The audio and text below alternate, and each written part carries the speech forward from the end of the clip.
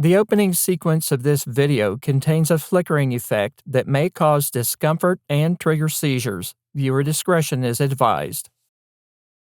Biblical prophecy can be clear and straightforward, or it renders things in symbols, types, or signs. A single passage can contain multiple prophecies represented by different elements, all of which need to be carefully distinguished and clarified.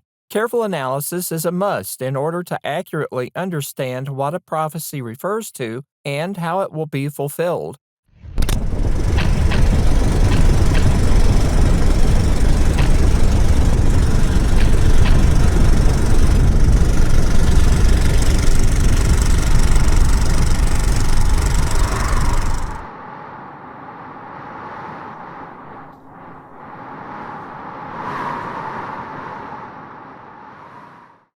I noted early in my introductory series that context is something that has to be understood, determined, and preserved.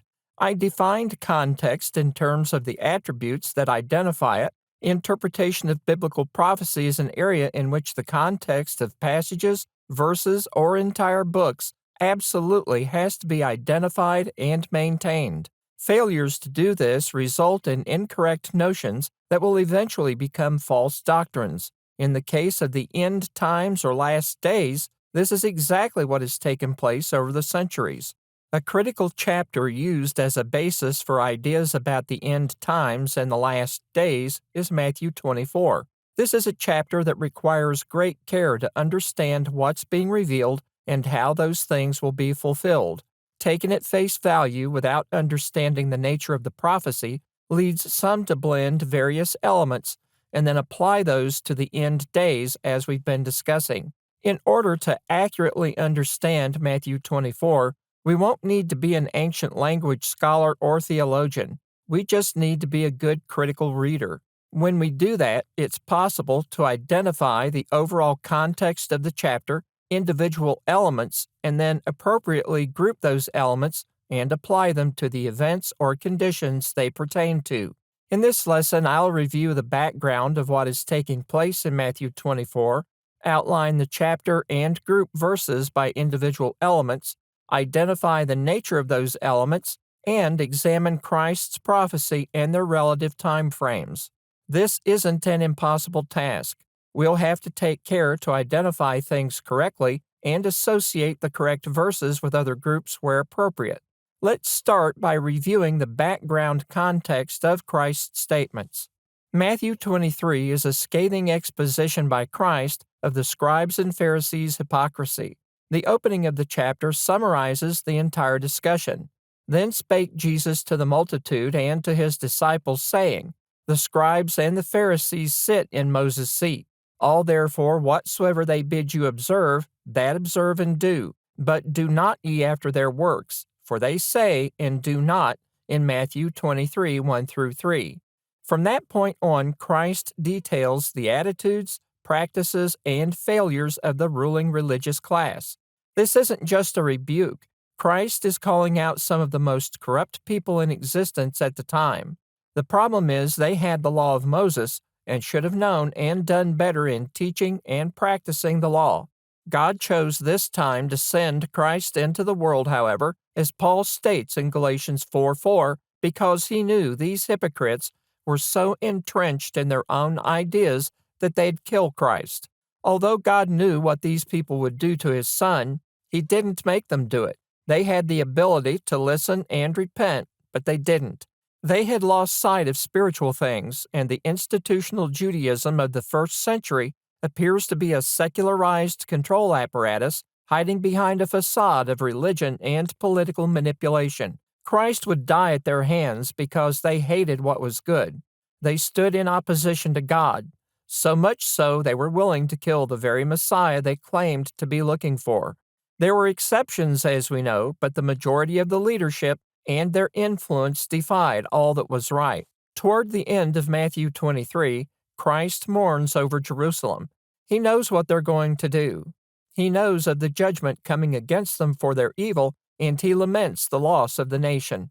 Christ states, O Jerusalem, Jerusalem, thou that killest the prophets and stonest them which are sent unto thee, How often would I have gathered thy children together, even as a hen gathereth her chickens under her wings, and ye would not? Behold, your house is left unto you desolate, in Matthew 23:37 through 38. As Matthew 24 begins, Christ is leaving the temple, and his disciples apparently wanted to tour the structure with him.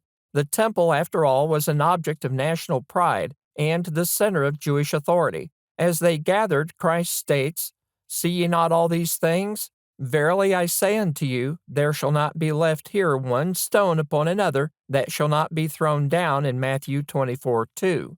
When we connect the information at the end of the previous chapter, the picture Christ paints for them is dark. They then traveled to the Mount of Olives, and there his disciples, curious about Jesus' declaration, request clarification. They ask, Tell us, when shall these things be? And what shall be the sign of thy coming and of the end of the world in Matthew 24:3. This request will define the context of Christ's answer that he provides. First, let's take a look at the request itself. In the text, this is rendered in a single verse. I divide their request into three questions. Those are, when shall these things be? What shall be the sign of thy coming? And what shall be the sign of the end of the world? The last two questions in the text are combined, but logically we can see they're asking for a sign that will alert them of two events. One is Christ's return, and the second is the end of the world. Some render these as two questions and state them as, When shall these things be? And what shall be the sign of thy coming and of the end of the world? This is accurate, but for the sake of clarity, I like to separate these two items since it's apparent the disciples are treating them as separate events as well. The first part of the sentence, what shall be the sign of, is accurately applied to both thy coming and of the end of the world. It's perfectly fine then to render these as, when shall these things be, what shall be the sign of thy coming, and what shall be the sign of the end of the world.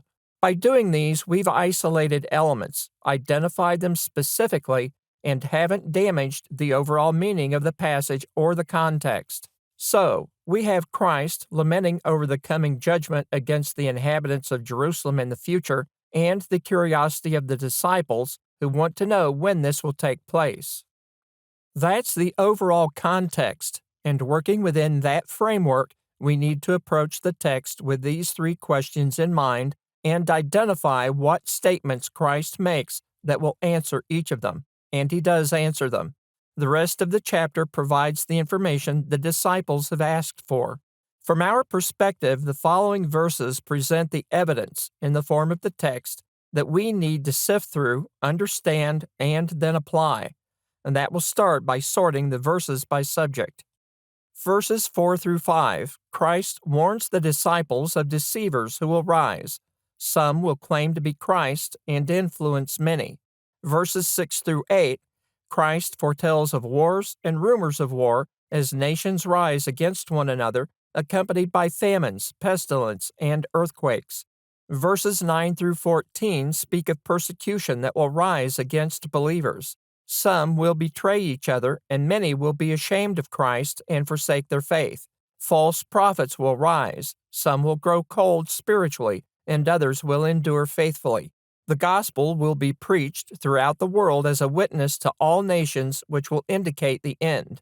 Verses 15 through 22, Christ refers to a prophecy by Daniel, specifically that of the abomination of desolation that would stand in the holy place. Christ gives specific instructions as to what is to be done when this is seen, and notes that for the sake of the faithful, God would shorten those days to avoid complete annihilation. Verses 23 through 26 are a warning about the rise of false Christs and false prophets whose intent is to deceive and draw people away from the truth of the gospel. Verse 27 speaks specifically of the second coming. Christ declares that it will take place as fast as a lightning bolt flashing across the sky. Verse 28 notes a sign of a carcass, which will be the gathering place of eagles. Verse 29 tells of a time following an event in which the sun will be darkened, the moon will not give its light, and the stars would fall from the heavens as the powers of the heavens are shaken. Verses 30 through 31 describes the second coming as Christ will be seen in the clouds of heaven, and the angels come forward to gather the saved or elect from the four winds. Verses 32 through 33, Christ instructs the disciples to watch for the signs of what is to come and compares that to the growth cycle of a fig tree. Verses 34 through 35, Christ states that the current generation would not pass until these things are fulfilled, and adds that this is as sure as His word, which would not pass away. Verses 36 through 39, Christ speaks of the timing of His return, comparing it to the days of Noah, in which life went on as usual until the flood overwhelmed them all. Verses 40 through 41, Christ makes a cryptic note of how one would be working in the field, one would be taken while the other would not. Likewise, two women will be working at a mill, and one will be taken and the other not. Verses 42 through 44, Christ addresses His return once more, emphasizing the timing and the need for disciples to be vigilant and prepared at all times. Verses 45 through 51 discusses the attitudes and behavior of the faithful and those who would be negligent spiritually. The faithful will remain active and prepared, while others will take the time for granted, engage in sinful actions, and be caught off guard by the Lord's return. The outcomes of both are presented as the faithful will be saved and the unfaithful punished.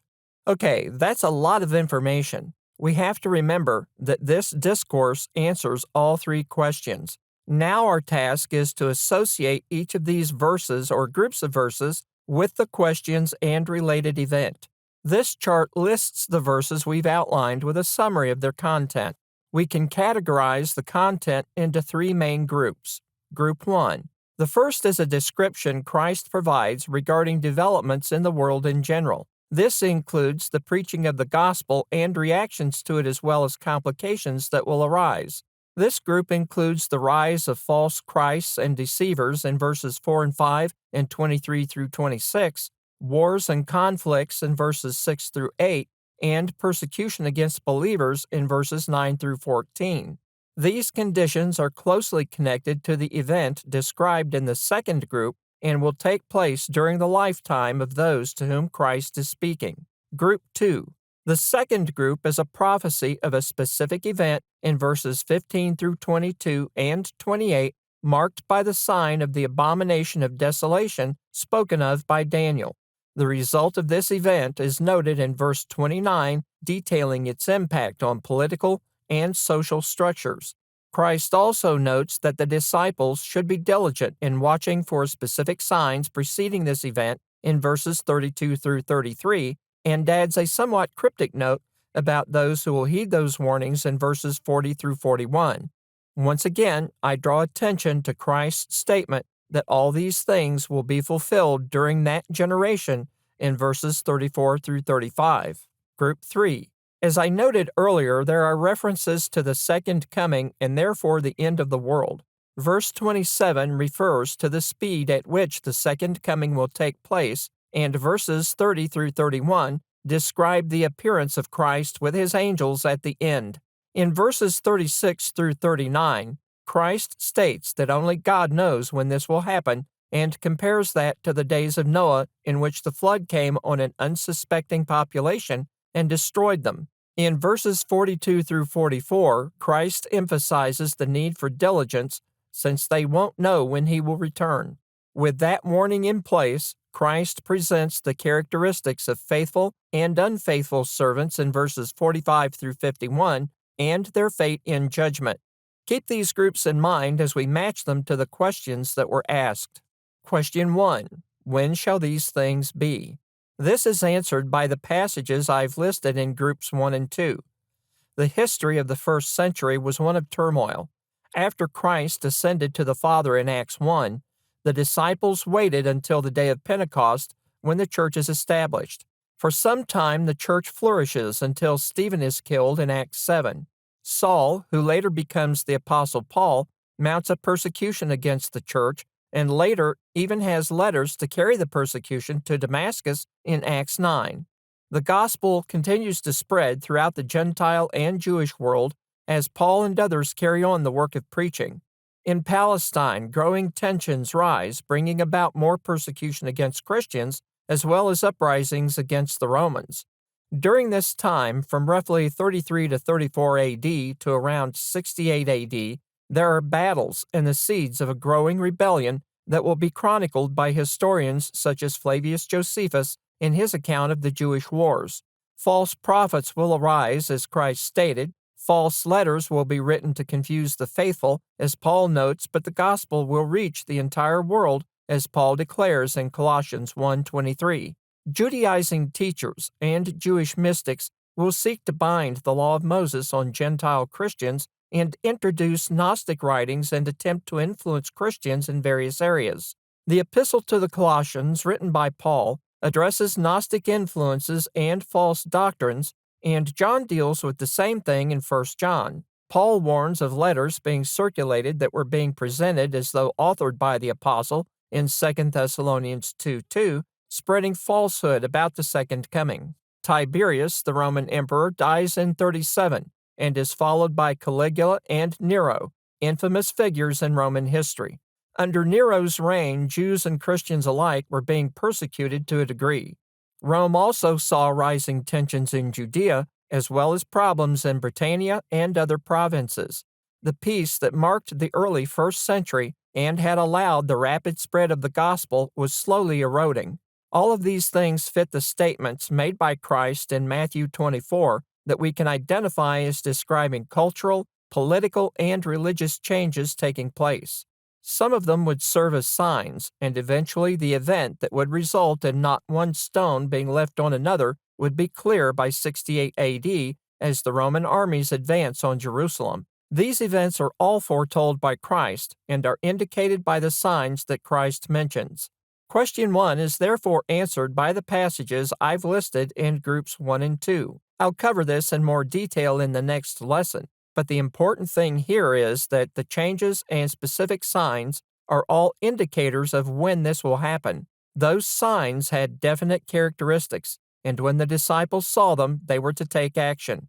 Those things would take place in their lifetime, so there wasn't any need to look to the distant future for their fulfillment. Questions 2 and 3.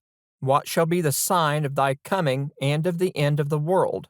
The second coming and end of the world is discussed in the last lesson and summarized here is one for which there is to be no sign. I have to emphasize that point.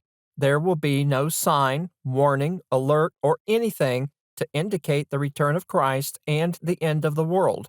Anything that is noted as being a sign, therefore, cannot and does not refer to the second coming. The nature of the timing of that event is such that only God knows, and since He's the only being that has that information, it's absolutely impossible for humans to conclude, deduct, analyze, interpret, or divine the time of the end. It can't be done.